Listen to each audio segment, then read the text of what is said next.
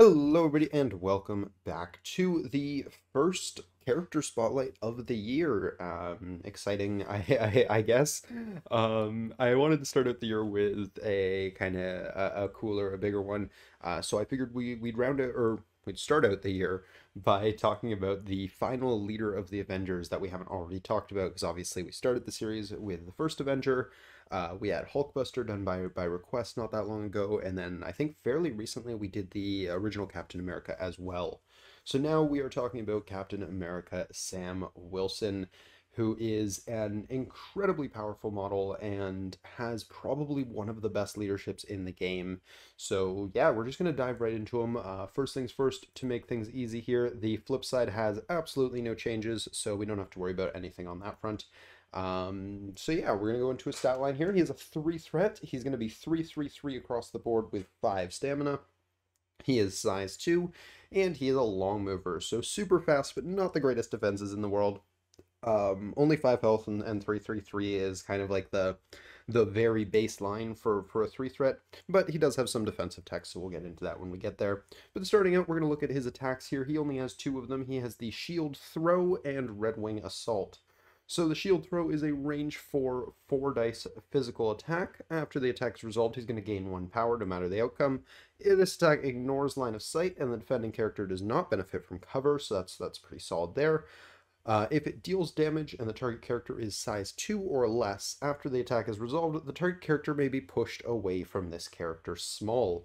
So that's really, really powerful. Of course, it is only on a 4 dicer, so it's not always going to be doing damage, and it is only size 2, but having that on a range 4 attack is really, really nice.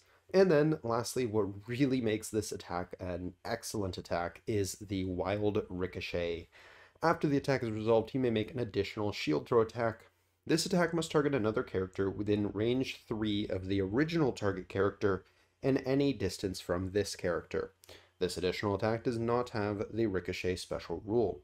So what makes this attack so powerful is, even though it's only a 4 dicer, it can do a few different things. I mean, it's going to gain you power no matter what, which is always good, obviously. That turns on the rest of your kit, and because his entire kit, aside from his spender, costs 2 power, that means after 1 shield throw, he can use any of his abilities on his card, which is really, really good. But in addition to that, there are 2 other things that could happen, and there's also a world where you get both. If you deal damage, you're going to get to push the character, and if you get the wild, you're going to get to ricochet. Now, really important is the timing on this. You can push the character first because they're both after the attack is resolved, so you get to pick which order you want to do these in. So you can elect to push the character first, get that extra distance on them, and now have new targets within range 3 of that original target, allowing you to really kind of cross the board with these shield ricochets. You can get some pretty absurd distances on these, and I've definitely had some turn 1 plays where I've been able to kind of charge them up through, either advanced R&D or running them under Steve 1. Throw a shield at somebody who's, kind of on either a midpoint or a back point, push them back, and then ricochet that shield into someone who might even still be on deployment line. So you can do some really, really rude things with that. It's super powerful, but of course it is a little dicey there because you're relying on getting damage for the push and a wild for the ricochet. But honestly, even just getting one of those 2 things is usually pretty all right, and who knows, the ricochet could lead into the next character being pushed. So even if you didn't push your original target, you might be able to push someone else anyways, which is really, really powerful and a little forgiving in a way. So yeah, it's a really incredibly good attack. It's it's a good thing it doesn't have more dice, but if you can put something like a hammer, or even just put him under Stark Armory or something like that for a turn, this model can do some really rude things with stuff like that. So next we're going to talk about his spender here, and his spender is also quite good in the right situation. It's a range 3 attack, so you got to be a little bit closer for it, but that's okay with his long move and some of his abilities we'll talk about in a second. He's got 6 dice on this, and it's going to cost him 4 power, and it's also physical. So the only thing Sam Wilson here is doing is physical attacks. He's not going to be throwing out any energy or mystic or anything like that. So there is a little bit of a downside there. But this attack has two things here. So if this attack deals damage and the target character is size 3 or less, after the attack is resolved, the target character may be thrown away from this character's small. So that's really good. Size 3 throw. So if you're dealing with a size 3 model that you can't push with a shield, you can get rid of them like this. Also, just throwing size 3s around is generally good. That can also deal some good damage here and there, so, that's pretty solid. It's a 6 dicer, so its odds of dealing damage are a lot more consistent than the 4 dicer on the shield throw. But then it also has, after this attack is resolved, you place this character within 2 of its current position. So this, of course, is also really, really good. And once again, I'm just going to call out the timing on these abilities here. The first one being the throw, and the second one being the place. You can choose to do these in either order. So if you want to put yourself further up the board, you can throw them first and then teleport, to the other side of them to get as far as humanly possible in that direction. Or alternatively, if you don't like your throw angle, you could place yourself first to give yourself a better throw angle and then throw them away from your new location, which is really, really powerful. It becomes a very versatile throw when you look at it that way. So really solid attack. Only issue being it does need to deal damage. So if your dice whiff on you or your opponent spikes defense, then is what it is. And it does cost 4 power, which, considering that he only has a gainer, now it is a gainer with Ricochet, but it is still just a gainer. He doesn't gain power incredibly quickly, and he does have a lot of things he wants to spend it on, so he doesn't use this attack too often in my experience, but it is really, really useful in the right situation. So really powerful thing to have on his kit, and it's a good thing that he has it. We're going to come back to the leadership, because right now we want to just talk about Sam Wilson in a vacuum here. So next we're going to look at his 3 superpowers, and his first one is his only active superpower. It is a charge. So this is going to cost you 2 power, and it's just a standard charge. It's an action. He's going to make a move followed by an attack, and it can only be used once per turn. Charges are just generally really good, and on a long mover with range 4, this really allows him to get pretty much wherever he wants with his attacks. He has so much mobility on this model between the long move off of that and the place on Red Wing Assault that with a charge, he's going to end up being wherever he feels like being, and he's going to hit whoever he feels like hitting, especially considering that his builder or his gainer attack ignores line of sight and cover as well. So, yeah, just really useful ability on his kit. So great to have there, and really useful on any model's kit. Next, he has Airlift. This is his first reactive superpower, but it is still during his activation. So this one's also going to cost you 2, and when he begins a move within 2 of another allied character that is size 2 or less, really important there. You can't be using this on a Hulk. You can use this power.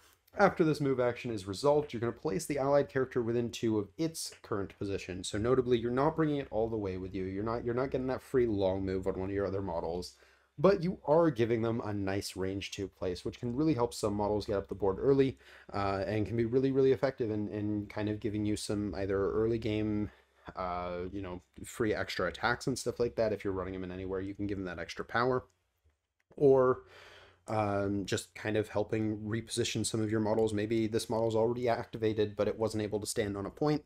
Well, Sam can airlift them and make sure they land on a point or something like that. So a lot of useful ways you can use this power. It's really versatile, really powerful, and notably you could combine it with a charge. You could do a charge, and that is just a regular move action.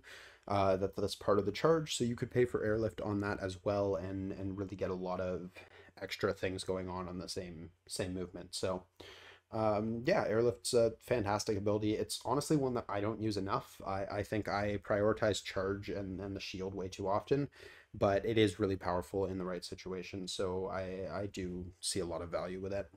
Next up, we have Vibranium Shield. This is the standard Vibranium Shield that, like, pretty much everyone who holds a shield has. So when this character is targeted by a physical or energy attack, he can use this 2-cost superpower, add 2 dice to his defense roll against the attack, bringing him to, while he has the power to pay for it, effectively a 5/5/3, which is really, really good. Obviously, 5 is an incredibly good defense number to be rolling, but yeah, it's solid defensive tech. It is just dice. There's no rerolls or damage reduction or anything there, so you do have to be careful of that. He can still just die. He can whiff that roll very, very easily. I've done it many times, and that's always unfortunate, but it does help his odds a little bit. You also obviously have to be very, very careful about the Mystic side, because he has no defensive tech there. He is just 3 dice with 5 health, and that will die very, very quickly if you're not careful. So next we're going to talk about some of Sam Wilson's Tactics cards. Yeah, tactics cards here. And the first one is the only one that's actually specific to Sam Wilson, and it's Bird of Prey here. So let's take a look here. Bird of Prey. When Sam Wilson targets an enemy character that has the flight superpower with an attack, he may spend 2 power to play this card. He adds 3 dice to the attack roll against the character and may re-roll any number of attack dice during this attack. If this attack deals damage, the enemy character will lose the flight superpower until the end of the round. So I have yet to actually bring this card in a game myself. It's been in my pile of 10 before because I do think it has a lot of potential. It's a little expensive for his kit because, as we mentioned, he does only have a gainer, so he doesn't have means of building up power very, very quickly. But adding 3 dice and giving full rerolls, whether you're doing it on the builder sorry, the gainer or the spender, can do a lot of damage. That's bringing him up to either 7 or 9 dice, depending which attack you're doing. And both of those attacks have triggers on damage. So that can be really, really good for pushing that consistency through. Also, adding 3 dice and full rerolls can be really, really good for pushing the wild ricochet through as well. So, you know, your odds to do damage go way up, but your odds to get that wild also go way up, which is really, really good. So in a pinch, I could see this being a really, really powerful card. The big downsides to it is, of course, it does cost 2 power, and you have to target something with flight. So it's going to be relatively niche, the situations where you're 100% sure while building your roster, you know this is going to be a valuable card. There are cases where, you know, you can guarantee that the card will have some relevance in the game. If you're playing against an affiliation, for example, where the leader has flight, that could be useful in those types of situations because you'll know at least one model on the enemy table is going to be affected by this card. So I think there are situations where it could be quite solid, but you just got to be somewhat careful with it because it can definitely be a feels bad if you choose to bring this card and then your opponent doesn't bring any models with flight, or maybe they do bring models with flight, but they're not the ones you really want to be targeting with Sam all game for various different reasons. So it's just something you got to be somewhat mindful of. But I do think if you can get the right situation where this card works, it can be really, really powerful. You know, 7 dice or 9 dice full rerolls, that has good odds just to murder things, but also to push those damage and wild ricochet triggers. Can be really, really good. So yeah, I think very, very solid card in the right circumstances. I just personally haven't really figured out exactly how to know when I should be bringing it. So, but yeah, I think it's a interesting card at the very least, and is a cool thing for him to have as in addition to the rest of his kit.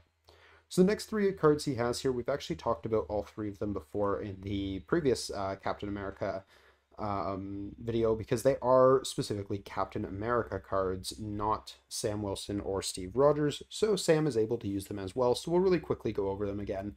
Ricochet Blast, I've mentioned before, I think is a really, really solid card if you're running Iron Man. The 7 dice full rerolls, as I just mentioned with the shield throw, is really, really powerful and has good odds just to take things down. So I think it's an exceptionally good card. And yeah, I think if you're bringing Iron Man, it's definitely worth at least considering. Of course, you do want to be careful if you're bringing something like Helios as well. You don't want to put too much of a target on a model's back to potentially burn 2 of your tactics cards, but it's worth considering for sure. Thunderwave is a fun card if you're bringing Thor anyways. There are situations where it's certainly going to be solid, but I don't think it's anything particularly crazy, so it's kind of up to you and how many kind of attack cards you feel like bringing. But yeah, it's a fun card, it's a fluffy card, and in the right situation, it could be a good card, but I don't think it's an auto-include by any means or anything like that. And then the last one is Till the End of the Line here. So this is Winter Soldier and Captain America, and they get to combine their defense values when defending against physical or energy. That can be really, really cool. It's kind of funny to think of Sam and Bucky doing it. I mean, it kind of still works, but it's just not the duo you really think of most of the time first. But yeah, so I mean, it puts them up to being 6 physical and 6 energy defense, which is really, really good in the right situation. Just got to be careful because if your opponent has stuff that'll, you know, spread them apart by, or I guess can't be moved by enemy effects. So never mind, that's not actually a problem. Yeah, I think this is solid. One of the biggest issues you're going to have with it is that Sam is a very fast model. He's going to be moving around the board a lot, And while Bucky has some mobility to him, with Hydra Tactics obviously being a very, very good ability, I think you're kind of going to want to be playing this card after they've both already settled on a final position, or at least Sam has. And then, Bucky usually is pretty content to stay in one spot and keep shooting things unless he has specific things he needs to go for. So, yeah, I think you usually would want to play this after Sam's already activated. And also just planting them like a rock, saying they can't be moved by enemy effects like throws and pushes and stuff can be really, really powerful. So that's worth bringing it for that reason as well, if you just really, really need to hold that secure, for the round. So yeah, I think all of the cards he has available to him are solid in the right situation. I don't think any of them are necessarily auto includes, though. They're for the most part they're all good cards. Specifically, I think Ricochet Blast, Bird of Prey, and I've yet to try till the end of the line, but I have a feeling it's a solid card. I think are very worthy inclusions. Thunderwave, I think, is a little more niche, a little more on the fluffy side, but still can be a fun card once in a while. But yeah, I think that's it for his personal team tactics cards. So I guess we'll talk about well, let's get into the leadership now. I think we can get into the leadership here. So all new, all different. Affiliation Avengers. When an allied non-grunt character is dazed or KO'd by an enemy effect, choose another non-dazed allied character. After the effect is resolved, the chosen character removes 1 damage, removes 1 special condition, and may advance small. A character can be affected by this leadership ability only once per round. So this is incredibly powerful. When any of your models are dazed or KO'd, another one of your models is going to advance small, heal, and clear a special condition. This leadership is crazy good. It's kind of hard to state the specific value of it without actually seeing it on the table, because reading it sounds okay, but you're still losing a model for it. But actually seeing this leadership play out, it's so powerful. The ability to advance a character out of activation is always incredibly good. Removing special conditions and damage on top of that are kind of just icing on the cake. Not to mention, it's any special condition. I've definitely used this to clear staggers before on really important activations. Removing damage is kind of obnoxious with a lot of the models that Sam likes to run and a lot of the models you have access to in Avengers. And yeah, just the small advance is the big one. Being able to move a character that hasn't activated yet into a better position, someone who's been pushed off of an objective back onto their objective, someone who, they double tap this turn, so they didn't get to move onto an objective or something like that. Well, now they do. It's really, really powerful, and it's kind of hard to pinpoint the exact thing that makes it so good. But I think the big one is it just really allows you to kind of everyone on your team has mobility now, and for a lot of models, that's one of their biggest downsides.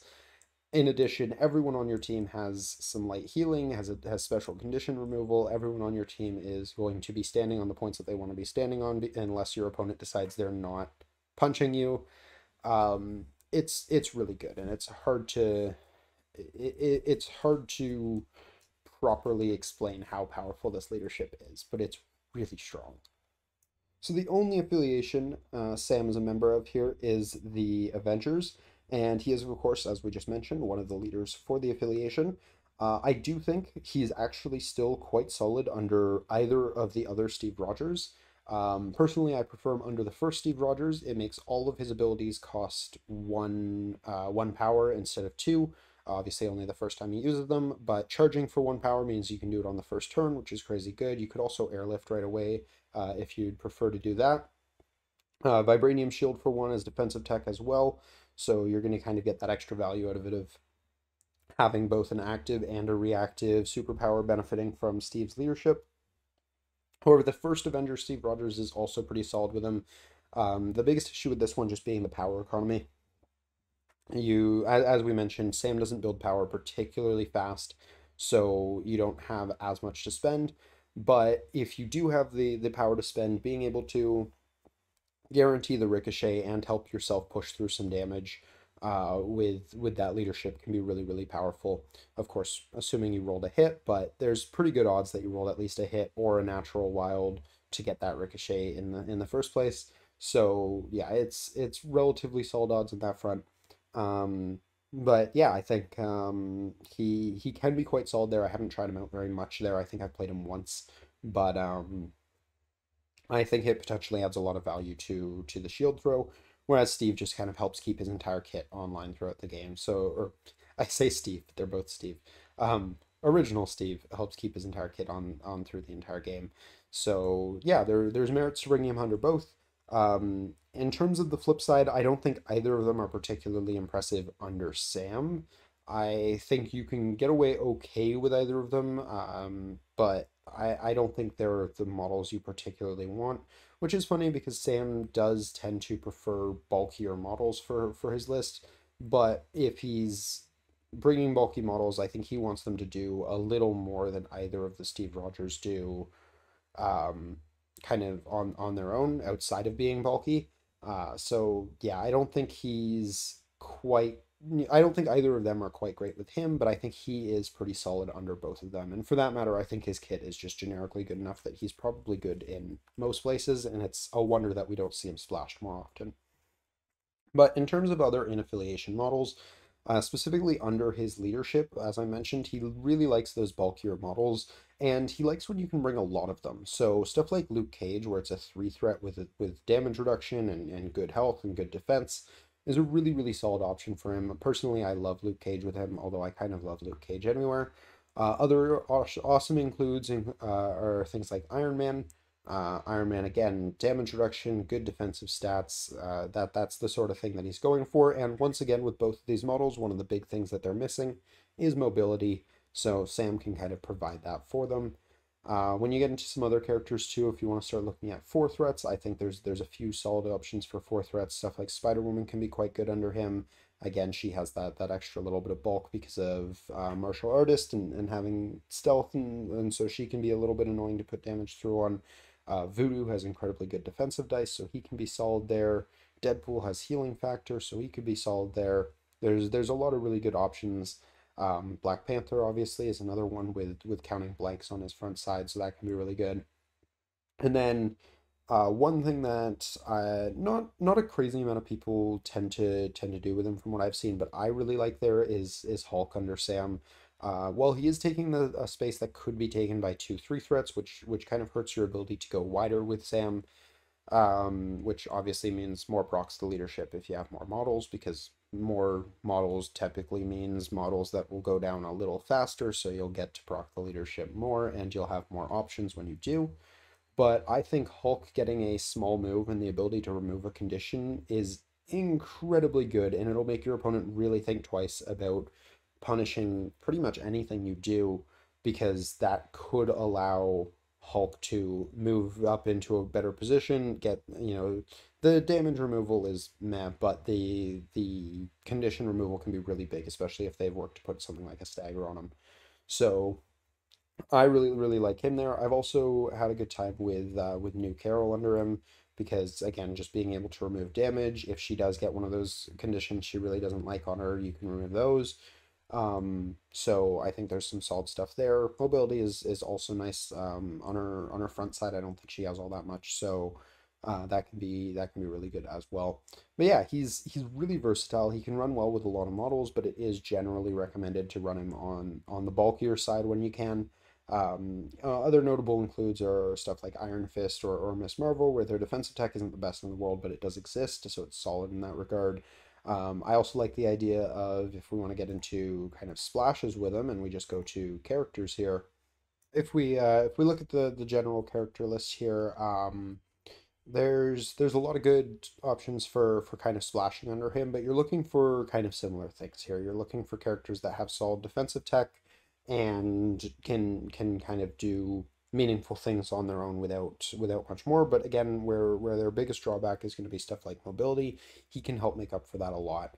So I mean, again, keeping with the idea of you also still want to bring kind of lower threat characters.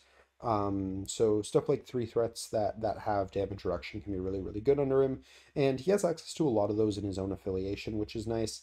But I could see him being fun with a lot of others. Specifically, I do really like him with models like Gwen, for example. Gwen can kind of help keep everyone on your team alive, so she can be really obnoxious. And while she's not necessarily hurting for mobility, she is a long mover. She doesn't have any of her own, and keeping her in a better position to help more of your models, and then kind of adding to that, obnoxious part of I'm healing my models whenever you finally do take one down, and Gwen is making it really obnoxious for you to take anything down. So she can be really good in that regard. I think something like Drax could be fun there. I've never actually tried him myself there, but I think he could be fun because, again, one of the damage reduction and lacking mobility. Um, but yeah, he's a very versatile leadership. He can kind of play with many different types of models. The one thing I do think you want to avoid with him is really, really tall lists. I think if you're going to run a high threat model, you want to make sure the majority of the rest of your list is low threat, like threes or even maybe the odd two. Um, I like Miles under him. I think Miles could be a lot of fun under him. Not really lacking on the mobility side, but again, just having those rerolls gives him that extra little bit of bulk, so helps in that way. Um, yeah, I think there's just a lot of nice things that he can run with. He's not super picky. He's obviously got synergies with stuff like Bucky as well, who can be a solid model under him. Even post nerf Bucky, I think is still something worth considering under him, especially since now you're punishing twice whenever they laser KO with the got your back combined with that. And I think the way the timing works on this, you could actually advance him with the small advance before doing the got your back, or you could choose to do it after to either put yourself in range or after the attack, you can move yourself back out of range, sort of thing. So there could be some cool kind of synergies with that. And of course the card, as we mentioned, in the right situation could be pretty solid.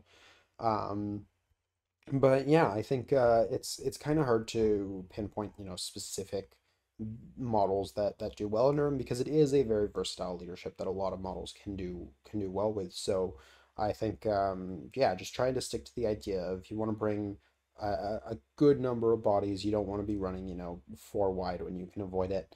So a good number of bodies, but then also try to keep them on the relatively bulky side. Make sure they have at least some defensive tech going for them because you don't want things that are going to be getting one or two shot too often. So yeah, I think again, just Bill is fantastic under him, getting him some extra movement and healing is really obnoxious on a model like Beta Ray. Um, but yeah, as far as other affiliations are concerned, I think he's fairly generically splashable. I think I'm already in characters. Um, I think he's got a lot of things going for him even without his leadership. The cheap charge is really nice. Well, I mean most charges cost two, but on a long mover with a gainer, so he's always going to be able to have that charge online is really really nice. Um, Airlift is a really, really versatile, powerful ability if you have solid two threats in your list and your affiliation. Or not two threats, size twos. Vibranium Shield is handy defensive tech, but the big one is stuff like Shield Throw. And if you can find an affiliation that's going to help him get the most out of Shield Throw, I think those are the places where he can excel a lot. So, like we already mentioned, running him under New Steve can help him with that. But running him under anything that's really going to help your dice odds on those attack rolls can be really, really nice. I think he could be fun under something like Green Goblin. I think he could be really solid under, something like Wakanda or Invincible Iron Man, where he's getting that reroll. Again, he doesn't love paying the power for it, but it's fine. Um, Stuff like even Guardians, where you can give him a winging it token, and that can really help boost your ricochet or damage odds when you need it. That can be really, really solid for him. So I think there's a lot of places where he can see play pretty well. Just kind of keep in mind that, he's not necessarily power starved, but he's also not, overflowing with the stuff. So you got to be somewhat careful. I don't think affiliations that are focused around giving you extra power are necessarily the best places for him, although I don't think they're bad either, because again, I just think he's generically good enough he can kind of go anywhere. Um, but I don't think he really needs it, especially as you get into the late game where he's probably taking some damage here and there. He's not going to be relying on that too often. So I think he's solid options for him to have, but he's not, desperately requiring those types of leaderships or anything like that. Um, some other leaderships I do think are kind of actively not bad necessarily, but not that useful with him. Stuff like Midnight Suns, Bump in the Night isn't really doing anything for him. He's got so much mobility on his own kit between the Charge and Red Wing Assault and just being a long mover. But again, he's a generically good enough model. He can kind of go wherever he wants to go and be okay with it. So I don't think you're really losing much for that. For that matter, I think he can be quite fun under something like Emma as well, where you're bringing just kind of a generically good leadership in, and he is just a generically good model with some reasonably good defensive tech as long as you can keep him away from Mystic attackers. He can do all right somewhere there. One thing that I do think he likes having with him is specifically not bodyguard models as much, but taunt models. So stuff like Luke Cage or actually I think Honey Badger is the two threat with a taunt. And then there's even, like Black Dwarf or something. Not that I think Black Dwarf is being splashed very many places, and I don't think Sam is particularly amazing under Black Order, but um, models with taunts I think are a lot more valuable for him than models with bodyguards. They can help you get around those mystic attacks by using their taunt, or just keeping him alive when he's on low health. But the reason why I say taunt over bodyguard here is because Sam is really, really fast and he's going to be whipping around the board doing his thing. He's going to be going to opponents' back points. He's going to be all over the place. So a lot of bodyguards will have a hard time keeping up with him. Now, he can help with this with stuff like airlift, but he's not always going to have the power to do that sort of thing. So keeping bodyguards close to him can be a bit of a struggle. Whereas I think being able to keep your taunts in your opponent's face, especially if you're running under his own leadership, can be really, really good. Oh, you got rid of Luke Cage or you moved away from Luke Cage so he can't taunt you anymore, but then you dazed somebody. Well, Luke Cage is back in your face. He's taunting you again. And the same argument could be made for bodyguards, but I think bodyguards specifically benefit Sam Wilson less than they benefit the rest of your team, and that's not necessarily a bad thing. I think they'd still be solid models there. But it's one of the reasons why I don't particularly like Steve One under Sam. On top of that, just being a Steve One really relies on his own leadership to have power to do anything he wants to do.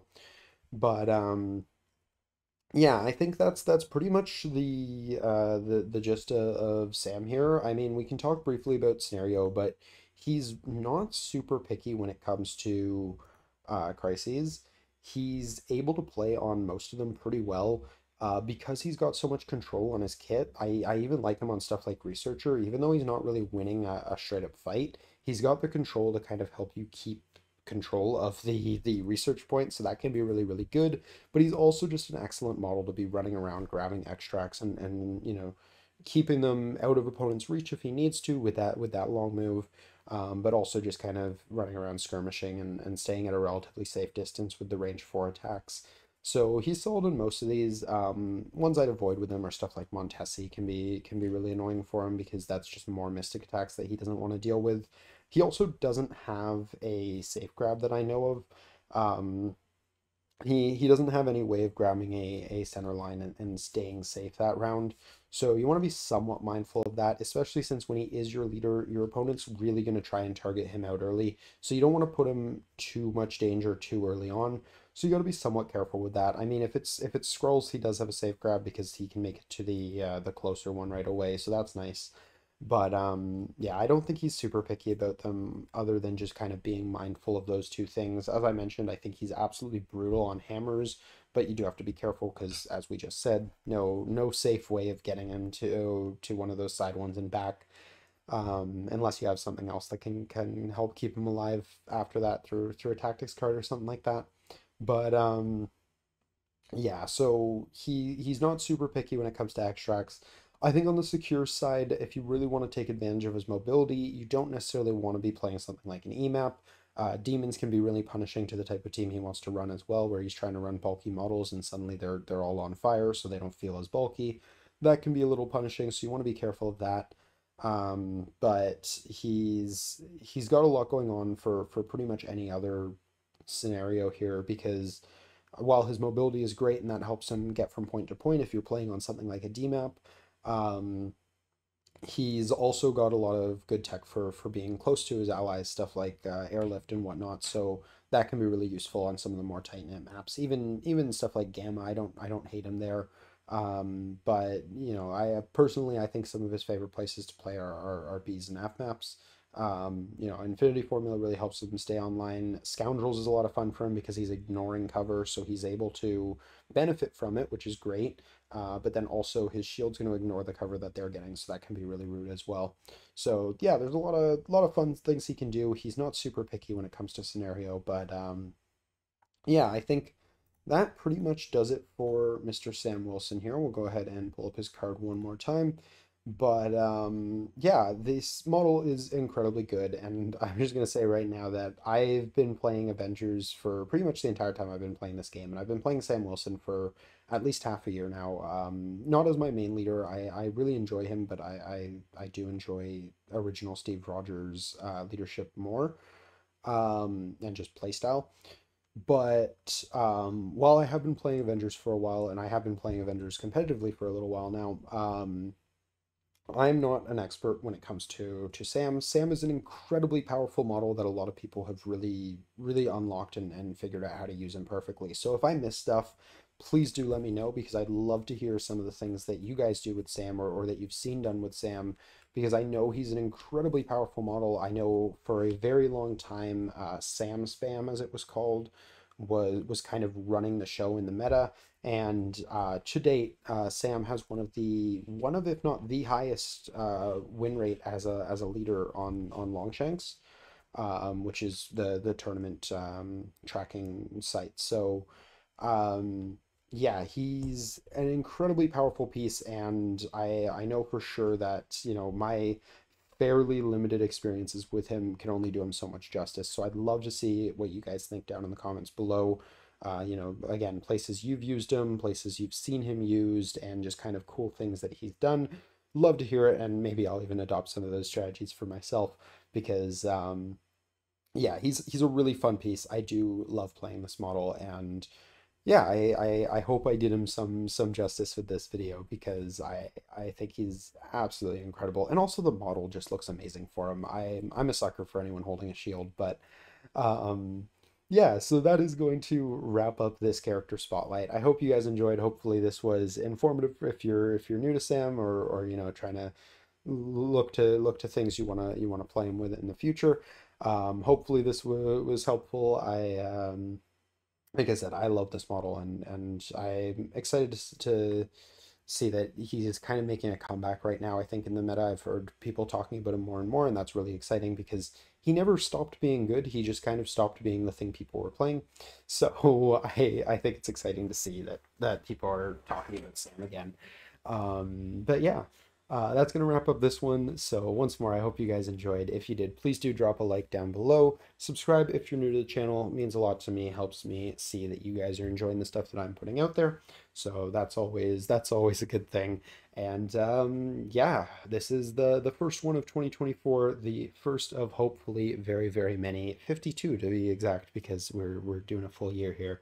So yeah, I hope you guys enjoyed, and I look forward to the next one. Till next time, everybody, have a great day. Peace.